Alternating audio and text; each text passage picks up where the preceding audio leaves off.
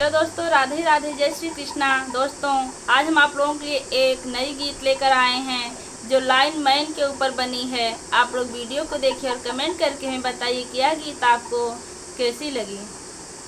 जवन मनवा रोज काटता बिजुलिया, जवन मनवा रोज काटता बिजुलिया, काली माई ओका टकला कराई दिहा, काली माई ओका टकला कराई दिहा।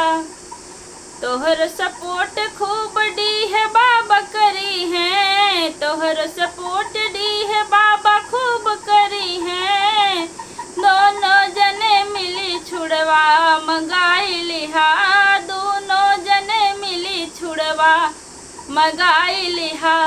जवन मनवा रोज काटता बिजुलिया, जवन मनवा रोज काटता बिजुलिया, देवी माई ओकर दतो तोड़ाई दिहा, देवी माई ओकर दतो तोड़ाई दिहा।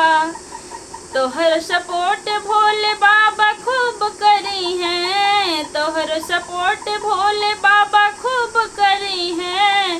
दोनों जने मिली हथौड़ा मंगाई लिहा, दोनों जने मिली हथौड़ा मंगाई लिहा। जवन मनवा रोज काटता बिजुलिया, जवन मनवा रोज काटता बिजुलिया, लक्ष्मी माई ओकर पैसा ओरवाई दिहा, लक्ष्मी माई ओकर पैसा ओरवाई दिहा।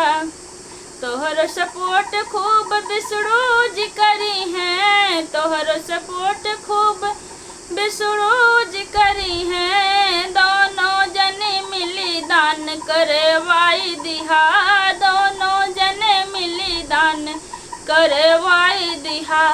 जवन मनवा रोज काटता बिजुलिया, जवन मनवा रोज काटता बिजुलिया, काली माई ओका टकला कराई दिहा, काली माई ओका टकला कराई दिहा।